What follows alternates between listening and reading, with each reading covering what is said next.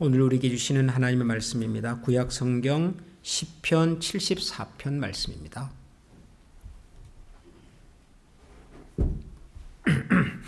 구약 성경 시편 74편 9절부터 15절까지를 한 절씩 교독하겠습니다. 9절부터 15절입니다.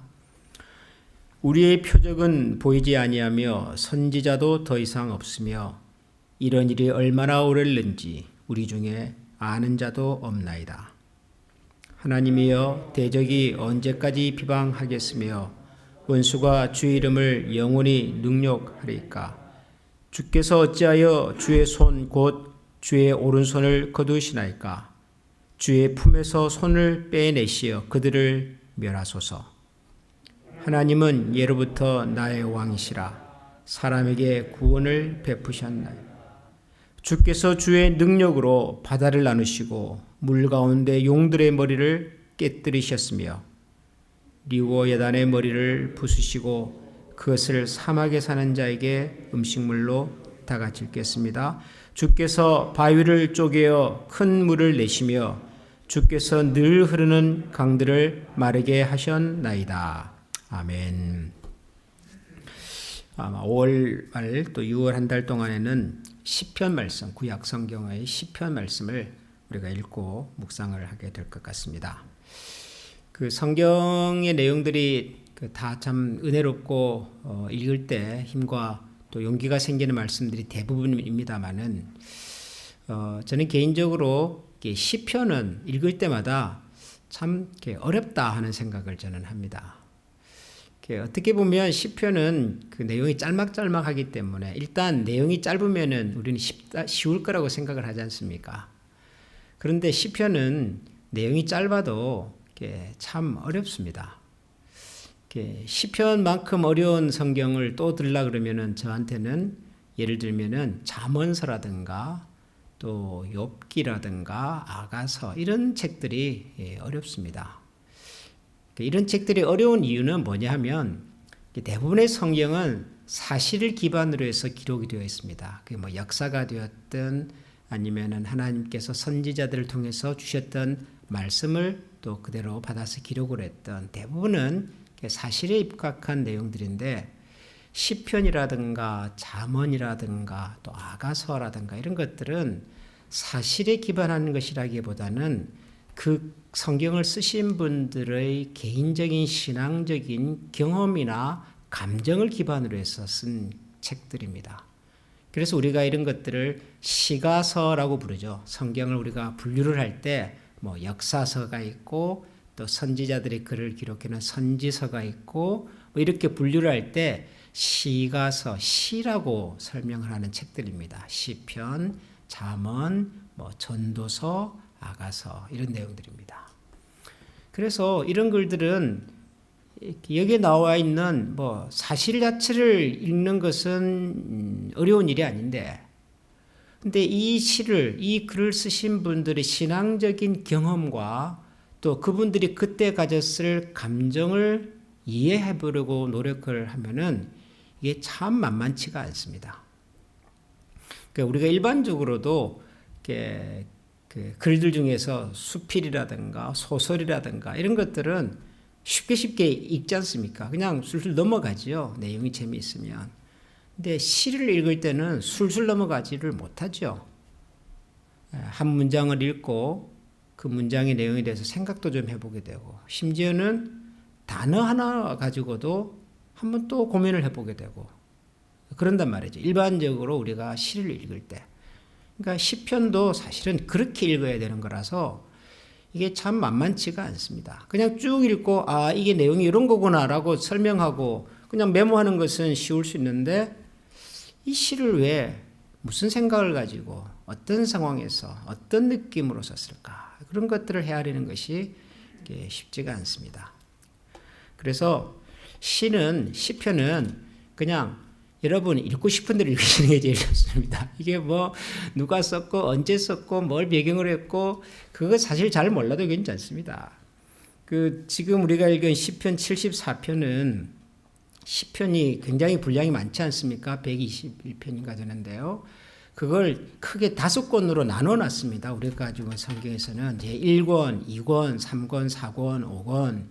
이거는 유대인들이 성경을 다 모아 가지고 이제 책으로 이렇게 하나의 성경책으로 만들 때 그분들이 분류를 이렇게 해 놓은 거거든요. 그러니까 왜 5권으로 분류를 했냐 그러면은 유대인들이 제일 중요하게 생각하는 성경은 모세오경입니다.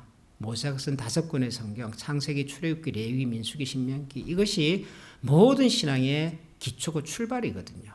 그래서 모세오경의 5권을 따라서 시편도 5권으로 만들어 놓은 겁니다. 1권, 2권, 3권, 4권, 5권. 그래서 1권은 마치 창세기의 내용하고 조금 뭔가 맞는 것 같고, 2권은 마치 출애굽기의 내용하고 좀 맞는 것 같고, 그리고 오늘 우리가 읽은 이 시편 73편부터 약 한 89편 정도까지인가요? 3권은 레위기하고 좀 맞는 것 같고, 그런 식으로 편집을 해 놓은 거죠. 그래서 우리가 읽은 이 시의 3번째 권에 있는 시들은 대개 하나님을 예배하고 우리가 어떻게 하면 하나님의 거룩한 백성으로 살아갈 것인가. 레위기가 우리에게 말하려고 하는 주제가 그런 거니까요. 그런 관점에서 내용들이 이게 모였고 또 설명을 하려고 합니다. 그런 큰 그림 속에서 이제 이 시인들은 도대체 무슨 얘기를 하고 싶었을까 하는 것들을 우리가 좀 살펴보려고 하는데요. 오늘 우리가 읽은 시편 74편의 내용이 전체를 읽지를 못하고 중간에 한 부분만 발췌를 했기 때문에 아마 여러분들이 이해하는 데 좀 어려움이 있으리라고 생각을 합니다. 그런데 그냥 쭉 보면은 뭔가 좀 힘든 이야기, 힘든 상황 속에 있었구나 하는 것을 알 것 같아요. 왜냐하면 시작부터 우리에게는 표적이 보이지도 않고 선지자도 없고 이런 일이 얼마나 올리는지 우리 중에 아는 자도 없고 하나님이여 대적이 언제까지 비방하겠으며 원수가 주의 이름을 영원히 능욕하겠습니까? 뭐 이런 얘기를 보면 뭔가 굉장히 힘들고 어려운 상황 속에 있었구나. 힘들고 어려운 상황 속에 있었는데 뭐가 힘들었냐 그러면은 하나는 죄송합니다. 힘들고 어려운 상황이 와도 뭔가 이 힘들고 어려운 상황을 헤쳐나갈 수 있는 길이 보이면, 답이 보이면, 빛이 있으면 그래도 이제 감당할 만하잖아요. 그렇죠? 우리가 뭐 겨울이 길지만은 그래도 이 긴 겨울이 끝나면 봄이 온다 하는 것을 우리가 아니까 그래도 긴 겨울을 이겨내는 거거든요. 이게 뭐 1년 365일이 겨울이다. 그러면은 정말 답이 없죠. 정말 소망이 없죠. 야, 이런 세상에 어떻게 살까? 근데 겨울도 끝이 있다는 걸 아니까 기다리는 겁니다. 사람이 어려운 상황 속에서도 뭔가 기다릴 수 있는, 인내할 수 있는, 참을 수 있는 힘이라고 하는 것은 뭔가 길이 있고 답이 있고 희망이 보일 것이라고 하는 그런 마음이 있을 때 그걸 또 우리가 기다리게 되는 거거든요. 근데 지금 이 시를 쓰신 분은 우리에게는 표적도 없고 선지자도 없다. 표적이라고 하는 것은 하나님께서 그들에게 보여주셨던 여러 가지 사인들 아니겠습니까? 하나님의 살아계심을 느낄 수 있는 선지자, 하나님의 말씀 아닙니까? 그러니까 하나님께서 말씀으로도 보여주지 않고 뭔가 이렇게 특별한 현상이나 특별한 경험으로도 보이지 않고 그러니까 전혀 하나님이 보이지 않더라는 거죠. 그런데다가 이 상황이 얼마나 오래 갈는지를 알 수가 없다. 그러지 않습니까? 길은 없고 답은 보이지 않는데 이 상황이 영원히 계속될 것 같은. 그러면 여러분, 이 시가 지금 얼마나 힘든 상황에서 쓰여졌구나 하는 것을 조금은 짐작을 하시겠죠. 지금 우크라이나에 있는 시민들이 아마 그런 생각 아니겠습니까? 어느 날 갑자기 주변에 있는 큰 나라가 아무런 명분도 없이 그냥 쳐들어와 가지고 가족을, 친구를 그리고 온 국토를 저렇게 쑥밭으로 만들어 놨는데 힘든 상황인 거죠. 말 그대로 전쟁 아닙니까? 전쟁. 근데 도대체 이 긴 전쟁이 언제 끝날는지를 모르는 거잖아요. 그리고 이 긴 전쟁을 누가 끝나게 해줄 수 있는지도 알 수가 없는 거잖아요.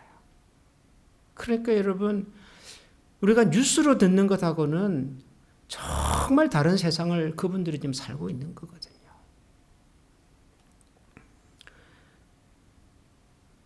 전쟁뿐만 아니라 우리가 세상을 살면서 이런 경험들을 종종 합니다.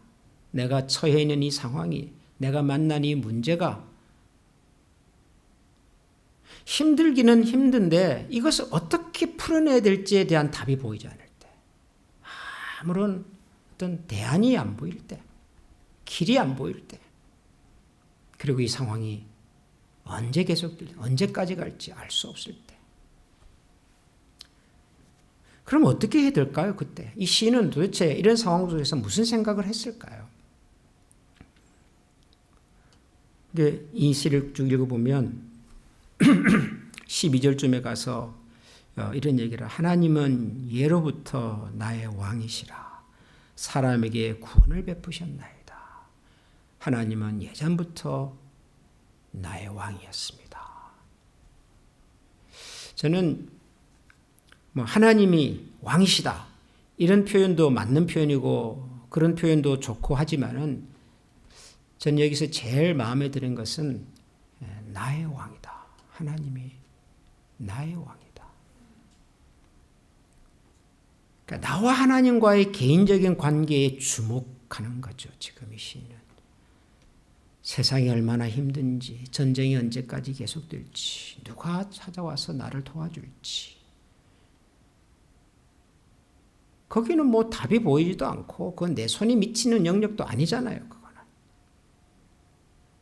우리가 처해 있는 이 전 세계적인 이 팬데믹이라고 하는 상황이 좀 수그러드는 것 같기는 하지만 수그러들만 하면 또 뭐가 나온다 그러고 또 이제 좀 해결되는가 싶으면은 또 다른 질병이 또 유행할 거라 그러고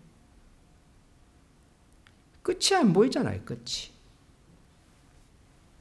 요즘 가스값 보면 저는 철렁합니다. 철렁해. 야, 이게 지금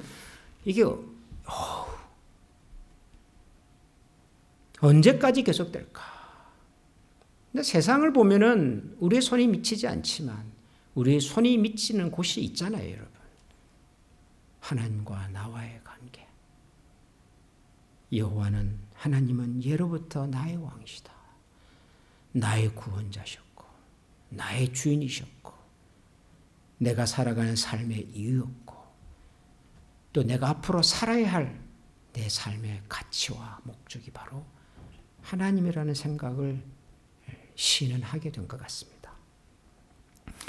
여러분, 오늘도 우리가 이 새벽에 하나님 앞에 기도드릴 때 여러 가지 주변의 상황들, 어려운 문제들 이런 것들을 하나하나 찾아서 보고하듯이 그렇게 기도하기보다도 하나님 앞에서 내 마음의 중심이 요즘 어떤지, 나와 하나님과의 거리는, 신앙의 거리는, 영적인 거리는 잘 유지되고 있는지,